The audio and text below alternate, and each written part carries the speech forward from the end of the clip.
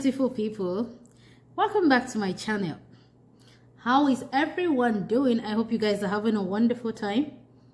So welcome back. So today's episode, we're going to be talking about the part 2 of the mistakes women make in marriage. So the last previous video, we mentioned some points, so we're just going to mention more points on this video. We're going to make sure it's not too long. So guys, if you're not subscribed to this channel, please go ahead and do that. If you don't have your notification bell on, please go ahead as well and click on it so you get more videos from me. So the first mistake we're going to talk about today is women rarely ask for what they want. Women always tend to, they want something, they don't say it. They expect their husband to automatically know what they want. But no, if you need something, you have to ask for it. Let's say, for instance, now in the bedroom, a lot of women, they are really deprived sexually, but they cannot actually ask or talk to their husband about it. If you don't ask about it, and you're the kind of woman that you have a really high libido and you need your husband to understand that this is what you want, you don't ask for it. The disadvantage is that you could go ahead and get your satisfaction elsewhere. You could decide to, oh, okay, let me go check out 1 or 2 porn. And you could get addicted to it. You could say, you know what, let me just masturbate. It's the same pleasure. You could get addicted to that as well. So instead of that, why not just call this person that is your spouse, let him know this is actually what I want. This is what is going on. You're not doing this, you're not doing that. You need to do this, you need to do that. We need to do this more often. Like husband and wife. A lot of people, they've even forgotten about sex in their marriage, which is okay if the couples are okay with it. But if you, a woman, is not okay that your husband is not talking about sex or giving you sexual satisfaction, you should ask your husband, or you should talk to your husband about it to avoid complicating issues for the both of you. The next thing is this. Women, we give some of our friends so much power to manipulate our relationship. Sometimes the kind of power you give to some of your friends is even, you make them even more powerful than your husband itself. Sometimes you even take advice from them on how to run your home. And then when you get back to the house, your husband is saying something different. You're saying something different. So my dear, if you're one of those women, let me tell you, the only person that will stand behind you when there is a problem or when there's an issue is your spouse. That person you claim to be your friend has other problem of her own. Do not let anybody to come into your home and be the driver. No. Maybe you discuss something with your husband and you go out and you tell this your friend, and your friend is like, no, don't let him do that to you. If he do that to you, you're going to do this, you're going to feel this way, you're going to do that. And you come back home and you renegotiate with your husband. Because why? You've spoken to your madam. So don't give any friend such power over your home. Because this thing has caused a lot of problems in a lot of homes. A lot of homes. You say, well, no, I talked to she's been married for 30 years. She knows what's happening in marriage. So I talked to her and she told me to do it this way. My husband did not agree, but that's the way I'm going to do it. No, things don't work that way. So the closest person that should be to you should be your husband. Apart from your husband, every other person should be secondary. Your husband should be your number 1 friend to gossip with, to discuss whatever you want to discuss with. Another point, another mistake that people make, that women make in relationships is they don't forget. A lot of us are guilty of it. They say, oh, you know what, I've forgiven him. And then tomorrow we're having an argument and you bring out something that happened 6 years ago. Women were very fine, we're very sweet creatures, right? I love it when I think of things like this. Sometimes a woman just sits down and makes up a scenario in her head and just attributes 1 or 2 things to it, and she's going to be like, yeah, that's what it is. 90% of the time, that scenario that she's thinking of is not what's happening. So women, if you say you forgive a man, please forget it. That he did it 5 years ago does not mean that that is what is happening at that time. You don't need to keep on reminding him of something he has done in the past, and both of you have talked about it and said you've forgiven him. You don't need to keep on bringing it back to the marriage. Yeah, the next point we're going to talk about is we need to know when to shut up. You know, one of the problems we women have in marriage is our mouth. You know, especially when we're upset. We usually say ancient and modern. We don't even think of it. Yeah, pew, pew, pew, pew, pew. And at that time, because you're upset, you're not giving your brain time to think. Because there's this saying that chew your words before you say them. But when you're upset, there's no time for you to your brain is not in the mood of chewing, and your mouth is you're not chewing the words before saying them. So you say whatever comes to your mouth and you vomit it out. And these words, sometimes they go and they pierce the person you're talking to in their heart. But at that time, why? We're upset.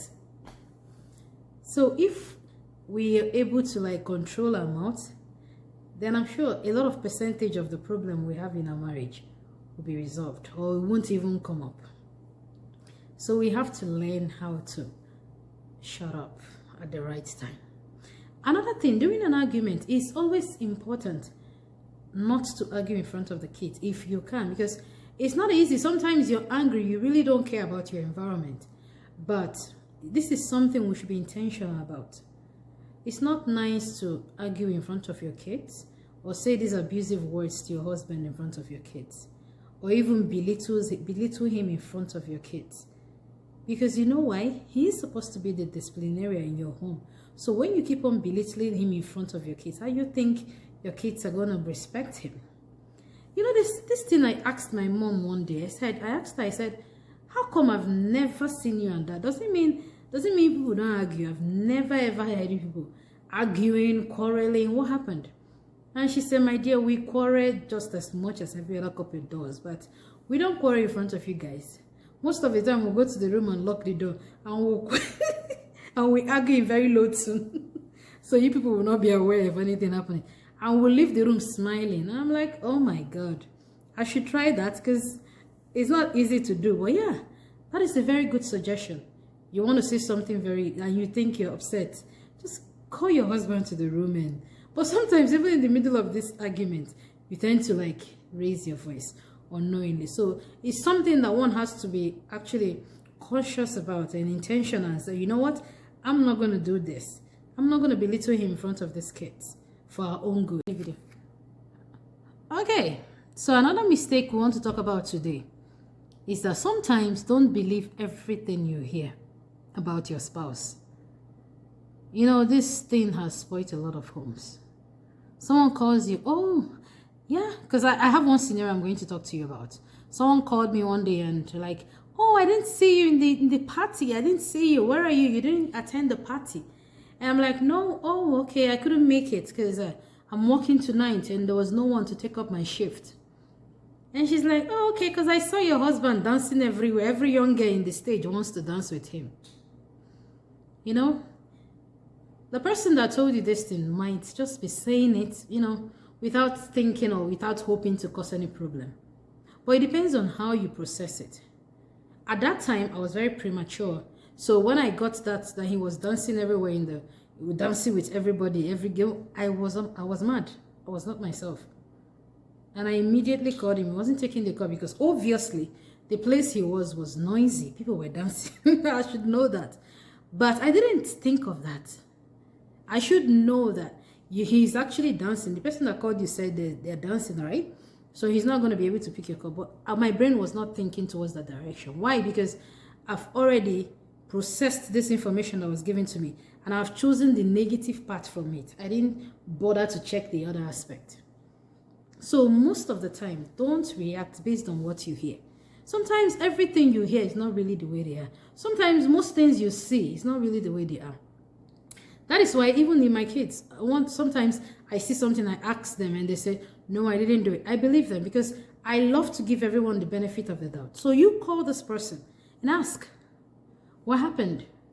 Oh yeah, it was just casual. Everyone was dancing. I was dancing just like everybody else. Okay.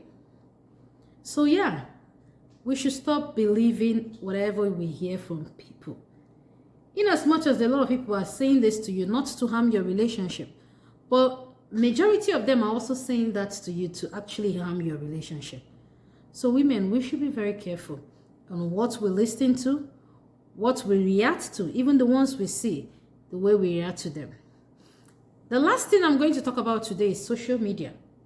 You know, the trend now is when you're upset, when someone upsets you, either your spouse, you guys have a problem in the home, the next thing you do, you go to Facebook, you either take documentation somewhere, maybe put your video somewhere to tape the whole scenario, and you go upload it in social media. What do you think when you do that? Do you think you guys are going to trace your step back from there? You're involving, millions of people that are in social media. You're involving those people into your marital affair, your marriage affair. It don't matter if both of you have an issue, and you guys you've come to an impasse, and you're like, we're not gonna be able to resolve this. That's your business. It is only the two of you that have say in that marriage. So why do you want to put it for the whole world to see what's happened, what is happening? Social media shouldn't be a way you take care of your marriage. Seriously. A lot of people come to social media and post a lot of things about their spouse. What happens if that man comes to see about it? Even if he does not see about it, you think people respect you when they see that?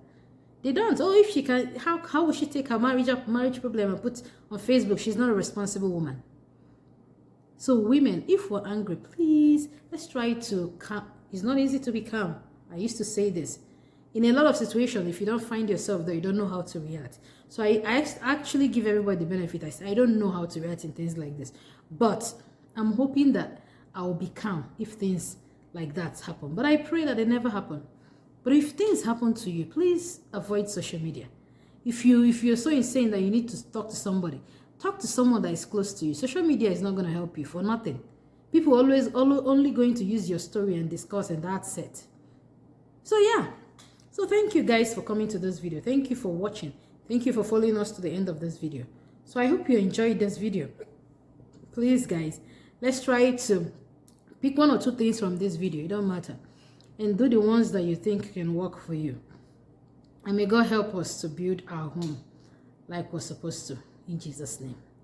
Amen. Do have a blessed day. Bye.